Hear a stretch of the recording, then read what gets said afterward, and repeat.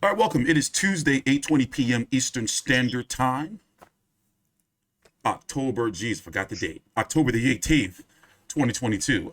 This weekend over on Top Rank on ESPN and over on Main Event Pay-Per-View over in Australia, you had the rematch that no one asked for, and pretty much as it stands right now, still nobody's talking about it basically post here in the States. Devin Haney versus George Kambosos II, which took place in the Rod Laver Arena over in Melbourne, Australia.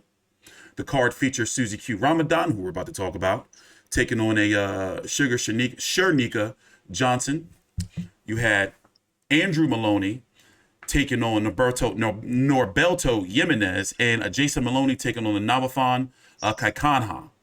And then you had Haney versus Kambosos II. I got to be honest, I was covering the card. I watched the card. I watched both Moloney fights and the Susie Q fight. That fight took place shortly after the Top Rank on ESPN broadcast ended with Claressa Shields and Savannah Marshall.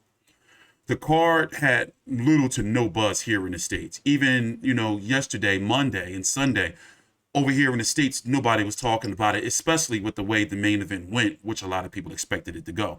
But let's open up with talking about Susie Q. Big J, you can give her accolades. Like, what's her accomplishments before I play this interview, this post-fight interview she had with Ben Damon after her loss, unanimous decision to Cherneka Johnson? Well, she's won 5 world titles in 3 different divisions: WBF Super Bantam, WBF, IBF, WBC Bantamweight, and WIBA Super Fly. You also throw in an Australian Super Bantamweight title, I think a OPEF Super Bantam or Bantamweight title. I mean, I took a photo with her on Twitter with us holding the belts. She had 5 of my at 3, so she's got some significant belts. Very accomplished. Easily the most decorated female fighter Australia's ever had. Okay, so she's 43 years old, 29-4, now 29-4 with 12 KOs. Now, she was on a long layoff. She was on a layoff from February 2015 until August 20th of this year, where she fought Tomoko Okuda. 2018. Yeah, okay. Oh, God, no, it says she had a fight in 2020. She had a fight in 2020 just before the pandemic. And then she fought Tomoko Okuda a couple of months ago. Mm-hmm. And then she fought Cherneka last weekend. So, from my understanding, the Australian government, is it true that they wanted a female fight on the card? The Victorian government. So explain that. Government. Go ahead. Yeah, I don't know, but someone in the Victorian government, whomever they were, and good on them, were pushing for a female fight on the card. And that's when Cherneka and Susie was made. And yeah, great. Loved it. Fantastic. I'm not quite sure whom from the Victorian government did it, because the Premier is Daniel Andrews. So maybe the sporting minister or whoever they were, or someone from the Victorian Sporting Authority said they wanted a women's fight, and they got one. So credit to them, because it was good. It was a good fight. And this fight was basically put together in less than 3 weeks or so, right? Something like that. Yeah. So you had the Australian government put up money for this fight, and she went on to lose to Cherneka for the 122-pound IBF Super Bantamweight title, and she lost unanimous decision. Now, after the fight, this is what she had to say. It was a tough performance, but it must have been a frustrating afternoon for you. Look, I had that ref in my last fight, and he didn't pull up the pushing and all that, and in the back he said, "Look, jab and hold. It's you're going to get a warning," and he's done that a lot, back of the head, and I mean, it seems to me like it was a whole big setup, to be honest. Look, I know my name's Ramadan, but I'm a proud Australian. I was born and raised here, and I hope get another chance, and probably at my weight division. I think these girls are way too big, and hopefully get her tested too, because I've been told she's on it, so we'll see. All right. Susie Ramadan there.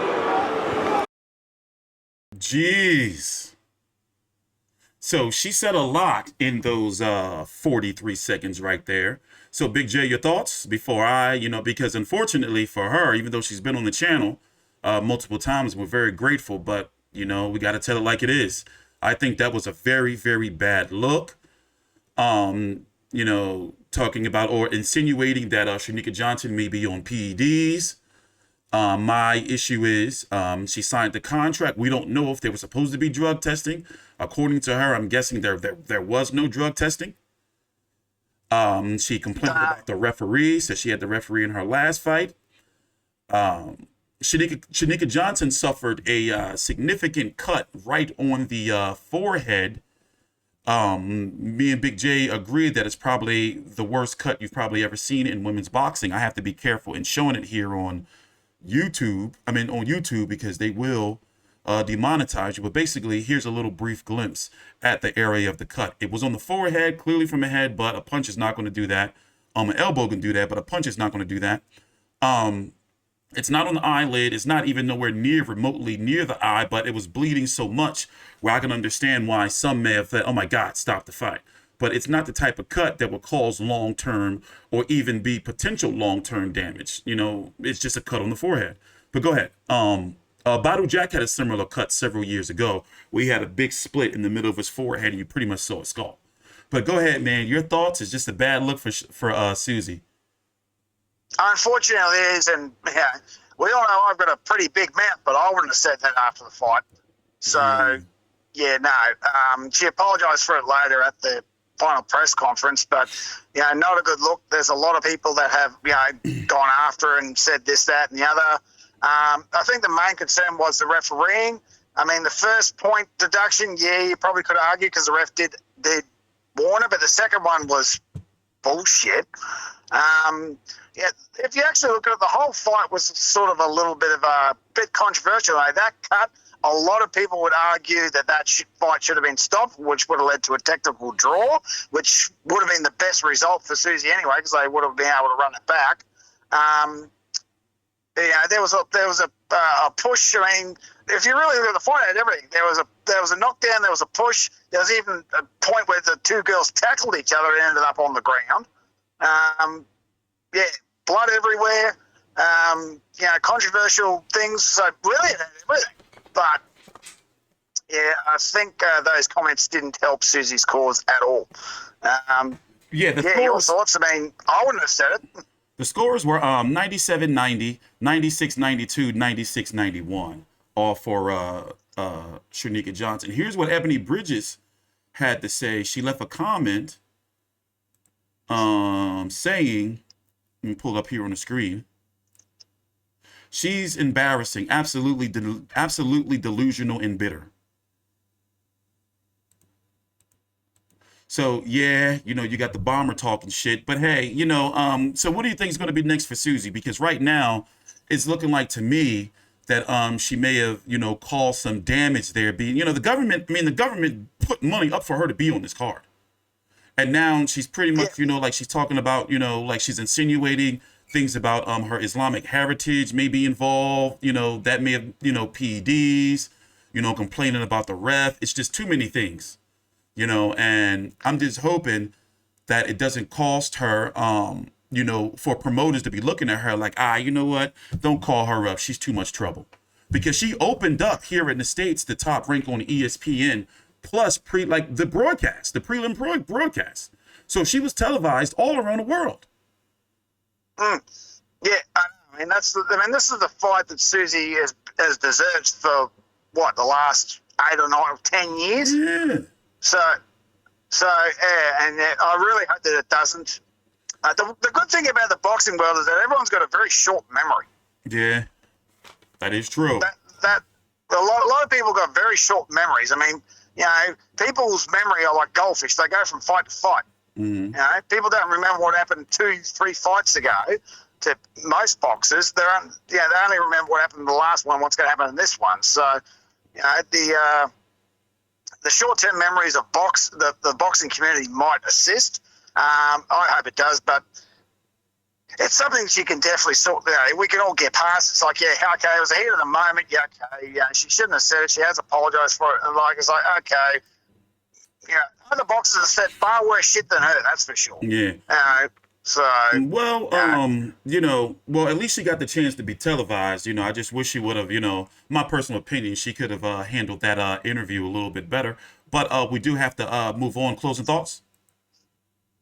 I thought it was. I mean, what do you think of the fight? I mean, I thought the fight really, if you look back at everything, blood, guts, tackles, knockdowns. I mean, no, it wasn't a bad fight at all. Especially, this was the first fight on the next broadcast after Claressa Shields versus Savannah Marshall.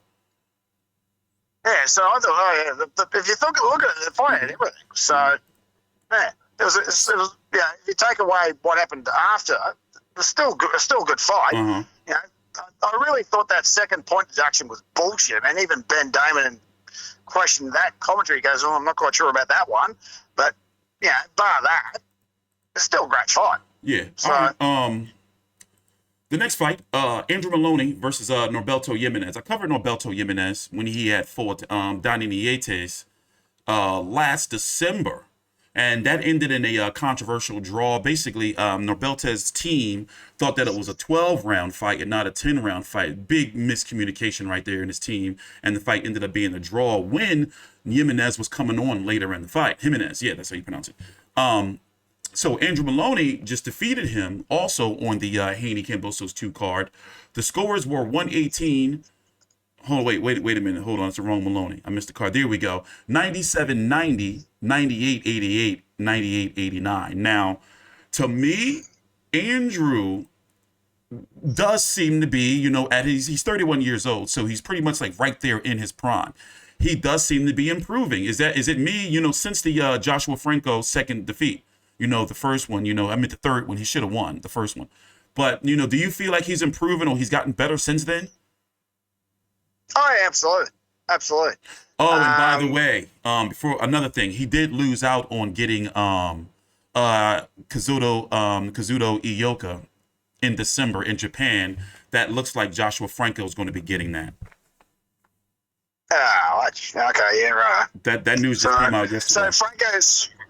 So Franco would be dropping his WBA belt to fight old mate, wouldn't he? Pretty much. Because he can't unify that regular belt. Yeah, he can't unify it. No. Okay, that's a bit. Hang on, how the fuck did that happen? Joshua Franco's not ranked WBO, is he? No, but you're not ranked when you have that underling belt. That's still considered a champion, so you're not going to be ranked. Yeah, true. But so he's dropping that. He's dropping that belt, and he's going to. He's dropping that belt, and it looks like wait a minute. He does have the super belt. Francisco Estrada dropped it.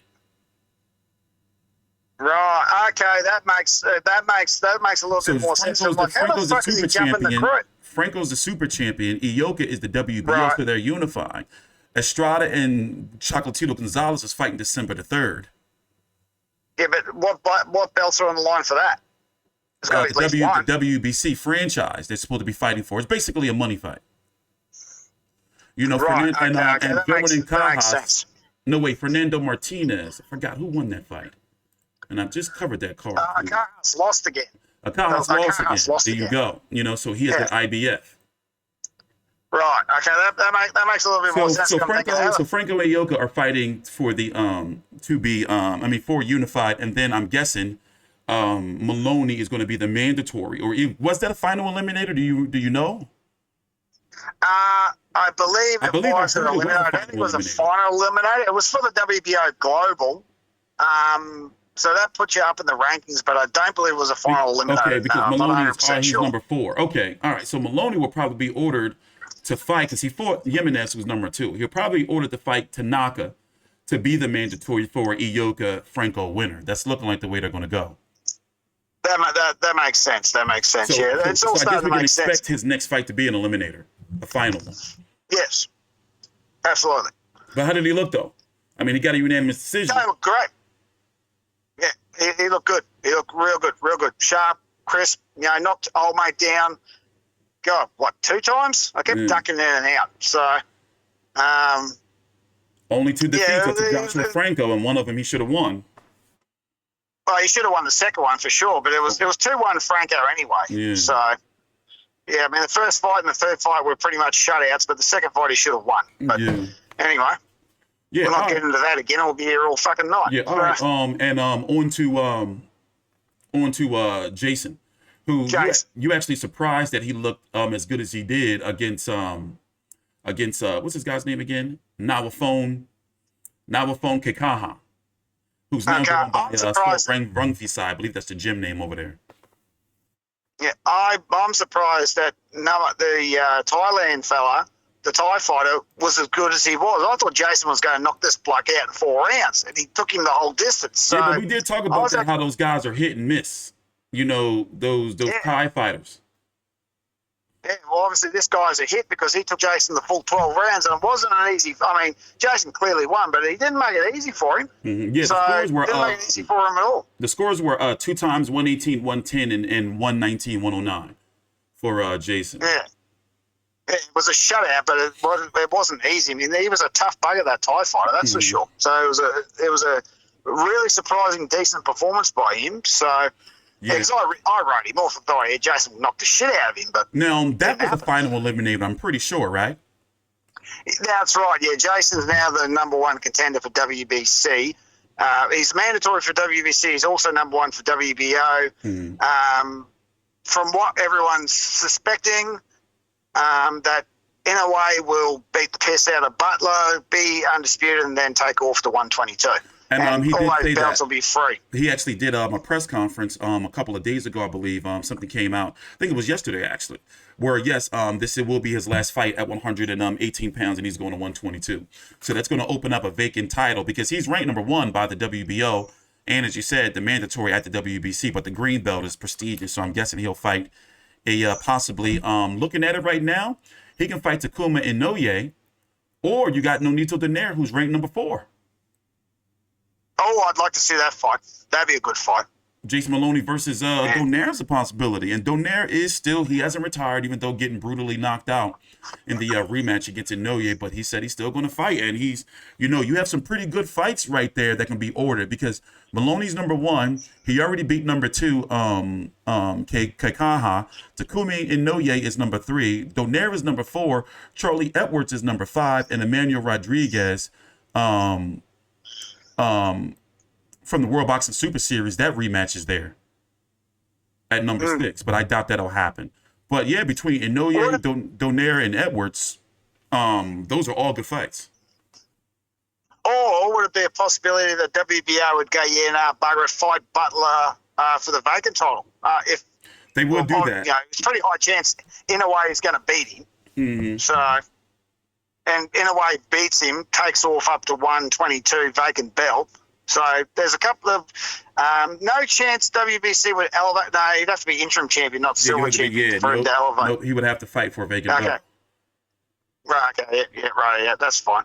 Yeah, I don't have any doubt that in 2023, Jason Moloney will be a 180 champion in some way, shape, or form. Because, in a way, he's pretty much the best guy in the division.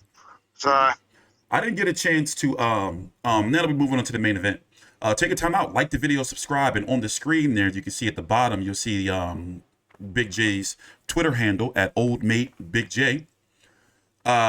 We're going to listen to George Kambosos' post-fight interview. It's about 2 minutes long. I didn't get a chance to actually listen to it on the broadcast because I switched over. I was watching Caleb Plant knock the shit out of Anthony Dirrell over on PBC on Fox pay-per-view. But let's go listen to his post-fight interview. Take a time out, like the video, subscribe. George Kambosos, the former world champion. You gave a good account of yourself. I'd say a better account than the first fight, and yet the judges were wider in this occasion. What did you think of what you brought to the table tonight against Devin Haney? Yeah, look, whatever the judges have, it's not, doesn't matter. I gave everything I had in this fight.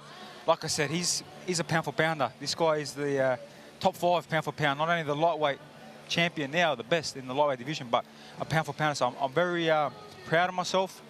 I gave it everything in this camp, in this lead up, in this preparation. No stone unturned, and he's just a great fighter. I land big shots. I heard him, and he's back on that jab. He just knows how to move and get out of the way, and then come back and fire his shots. So full respect to him, man. It was special to do it for 24 rounds, and this was everything I had in this fight. George, I recall you telling me that a lot of people had turned on you, but then you walk into this building tonight, and it didn't seem like these people turned on you. What did that feel like? Yeah, look, the support is amazing. Really humbled by the support. And even after the fight, the support, the fans cheering me on. Look, they're all here. still here. So no matter what, the support is there. They're very proud of what I've achieved in boxing, and I could have fought anybody, and I took the risk with this guy. You know, this guy's a hell of a fighter. You know, so full respect to Devin, his team, and full respect to the fans for standing by my side, and fans of world boxing, you know. And that's a tribute to you as well, because you're right. In an era where these young fighters are looking for reasons not to fight, you found a reason to fight for the undisputed belt in your hometown, and here we are. Something that was concerning to a lot of us was you speaking of retirement if you lost to him again. Doing it against one of the elites in this, not only the division, but you mentioned in boxing today, does it make you feel like you still have enough left to beat most guys out there? Yeah, 100%. Like I said, this guy is a pound-for-pound top 5 fighter in the world. His skills, his movement, you know. He could move up to 140 and dominate as well. So this guy's going to be around for a long time. And like I said, I'm very humbled to be in there. 24 rounds, give it my all. You know, I tried my best. And this is not the end for Ferocious. I know I got some big fights, you know, to come in boxing. And I hope the fans, not only in Australia and Greece, but the whole world, America. You know, I've done it tough for a long time. I finally got my opportunity to come back home with all the belts after I beat Lopez, and I thought I couldn't give the fans anything less. I had to give them the best guy, and that was obviously Devin. Haney, Lomachenko was in the mix, so you know, I hope to see him fight these rest of the guys and beat them as well. You know. Thank you very much, George. All right, George Kambosos was defeated again by Devin Haney via unanimous decision. It was another shutout. 119, 109, and 2 118, 110s. A lot of fans predicted that that's how it was going to go, including myself. And how did you see? I mean, well, you were there on site. Big J was actually there in the arena. First, how many people were there, you think? Oh, by the time of the main event, probably 14,000. I mean, I was having a decent look around. By the time George was coming into the ring, there weren't too many empty seats in the house. So... Okay. It said 14-2, and I reckon there was at least 14 there. Okay. So what was the, you know, like, I mean, the fight went exactly how, you know, a lot of fans thought it was going to, you know, go, even though I guess you can say George put on a more spirited effort, but still, nonetheless, he lost and, you know, got outboxed. But how did he look? It was a shutout. Yeah, but how did he look, though? You know, like to you? You know, like did he look better or worse than the first fight? No, he looked certainly better in the first fight, but still, he just wasn't aggressive enough. I mean, Devin Haney, that's why I think if Tank fights him, Tank will fuck him up, because Tank's a come forward pressure fighter who can punch. That's how you need to be Devin Haney. You need to take the fight to him. George did that in spats and things where he actually had Haney rocked there. I can't remember what round it was, but I think it was about 7, where he hit him and, you know, he needed to go after him, and you know, due to Haney's evasiveness, if he was able to dodge out of the way. But I reckon a couple more shots and Haney would have hit the canvas, because George really hit him. It was like similar when Jorge Hernández got him. Mm-hmm. So, if George just kept on him, because he won the first round. If he did what he did in the first round the entire fight, he possibly could have won. Because he took the fight to him. Figured him out. That's how it works. You know, you may be able to have a game plan, but then, you know, if a fighter with the skill of Devin Haney figures you out, then you cooked.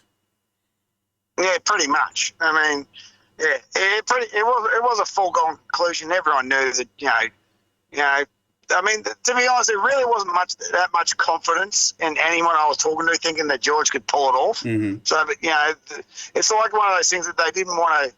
They muttered it under their breath, but when the fight happened, it's like, well, we knew that was all going to happen. So it was there was like no one of those buzz here in the situations. States for this fight, like at all. I can't wait to see what the ratings are going to be, which probably going to come out later on the day.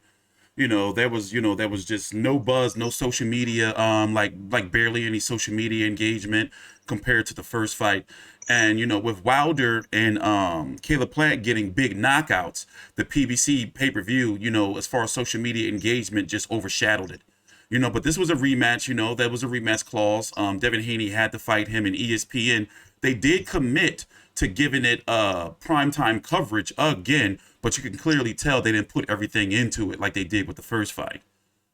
No, not at all. Not at all. You know, I mean, they put Bernardo Osuna over there, but basically everyone else, you know, the top ESPN card for the day boxing event was Claressa Shields versus Savannah Marshall, which was on the app of ESPN Plus. So now George Kambosos is 20-2 with 10 KOs, 29 years old, still like in his prime, still much growing and learning that he can do. Devin Haney, 29-0 with 15 KOs, only 23 years old.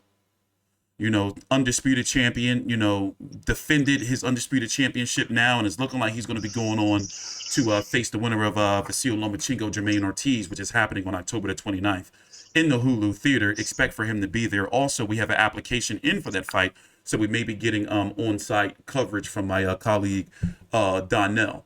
But let's talk about George, though. What's next for George? You know? Well, I think a 6-month break first. I don't think he's not going to do shit until probably April, May of next year. I think he might take a year off, honestly. No, I don't think he should take that. No, that's not a good idea. Not when he's starting to push 30, because things start changing once you hit 30. Yeah. You know that. Yeah. So, no, I'd say no more than 6 months. I wouldn't take a year off, because that also gives time. Remember, as I said earlier in the video, boxing community has a very short memory. They'll forget him by then. Yeah.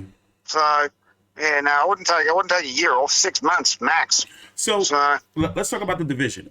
So Haney, you know, he has all of the belts, but let's talk about the possible fights. Now, Lomachenko is fighting Jermaine Ortiz. We can expect I expect for him to beat Jermaine Ortiz. Jermaine Ortiz had beat Jamel Herring in his last fight a couple fights ago, actually, I believe. But, you know, possible fights that could be made. Gustavo Lemos, he is number 1 by the IBF. I believe he is the mandatory after beating Lee Selby. Ryan Garcia is moving up to 140. Him and Tank Davis are close to a deal for Showtime pay-per-view in December. Isaac Cruz, he's over on PBC. That ain't going to happen. You know, currently right now, Kambosos is still promoted by Lou DiBella, and Lou DiBella and PBC have an obvious beef going on where they're not working. They had a strong relationship. DiBella used to promote Wilder, and now PBC and DiBella are seemingly not working together anymore. I'm looking at the rankings. Maybe Zaire Abduliev, he had knocked out Jorge Linares in his last fight. He was also knocked out by Devin Haney. That's a possible fight. Maybe him versus Jojo Diaz, who's supposed to be fighting Williams Zepeda, I believe, soon. You know, or maybe he fights somebody just ranked in the top 15, you know, maybe somebody we don't know of too much just to get a ranking. You know, maybe Maxie Hughes or somebody like that. Well, Maxie Hughes is the IBO champion, so I seriously doubt he'd fight him. So, but maybe, you know, George wants to come back and fight a fight where he can get his confidence up. You know, I think that's the route they're going to go. Like a fight that they know he can absolutely win. Well, would Lou work with Eddie? Because I'm pretty sure Maxie Hughes is an Eddie bloke. They even though, you know, they have like, you know, somewhat of a relationship, but they have worked together in the past. You know, and basically both fight. There's nothing network that would get in the way. Because the Bella is pretty much, his fighters are network free agents. Yeah, that's right. So so they trade words. The Bella and Hearn trade words, but I'm pretty sure I don't remember when, but they've done some fights recently. Yeah. Well, I wouldn't say no to it, but you think he would fight Billy Dirrell? No, I don't know. I don't think so. No, I don't. I mean, he said flat out he doesn't want to fight domestic level competition. Got you. Okay. So, and why? What do you mean? The lightweight division, George is it.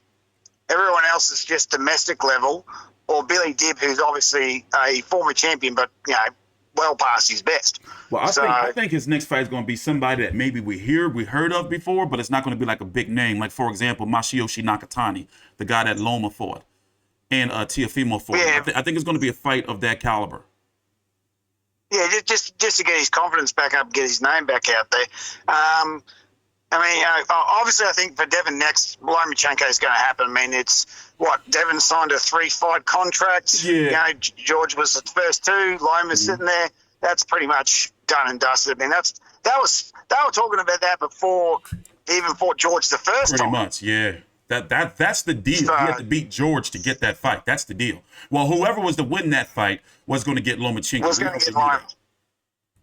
Lomachenko. And they were talking about Loma versus Kambosos years ago. Yeah, I mean, Bob wanted to bring that out to Australia. Yeah, and that was we about know 2 it. years ago. He was talking about that. It probably would have happened. Yeah. If Loma didn't go to war, yes, we would have had Loma and Kambosos in Australia instead of Haney Kambosos. Yeah, for sure. But all right, closing thoughts? Well, we need to bring this up, but I'm actually pretty not happy about how the weekend went because of all the fights on. I mean, how many fucking events were on this weekend? 8? 4. Four cards. It was all day. And then you chuck in Paro Jarvis on top of that for the Australian fans. Yeah. So you had what? You had Liam and Brock. Then you had Shields, Marshall. Then you had George Kambosos. With the George Moloney, Kambosos, if you're a boxing fan, you're following that career. And then you had the Wilder, Helenius card and Caleb Plant and Anthony Dirrell. So basically, it was a lot of significant cards spread over four events. Yeah, but the fight just was brutal, and basically, all these promoters pretty much took food out of each other's mouths. Exactly. I don't think any of those cards are going to do very good numbers at all. Well, I'm pretty sure the pay-per-view flop and Haney Kambosos is not going to do well. We already talked about Jarvis and Paro likely not doing well. I think the only event that probably succeeded, and they did release some numbers with 2 million or so watching in the UK, the highest viewed boxing event for women's boxing in the UK, Shields versus Marshall. That's the card that fans only really cared about. Yeah, true. And also, that didn't have any competing action. That card wasn't. No, that's the other thing. That didn't have any. That didn't have any competing action. Where Australia had 2 major cards in less than 24 hours. Much, yeah. And the Americans had Haney, Kambosos compete with Wilder, Helenius. Yeah, 3 cards running simultaneously, which is just madness. So a little bit more pre-planning. And meanwhile, we got a shitty weekend this weekend. How about that? What do you got this weekend? Nothing really. Nothing major. Nothing significant at all. Well, as I said, Eddie could have pushed Liam Brock back a week. Mm-hmm. I mean, they delayed Shields Marshall, but why that date? They already knew there were 4 other cards on. So yeah, you're right.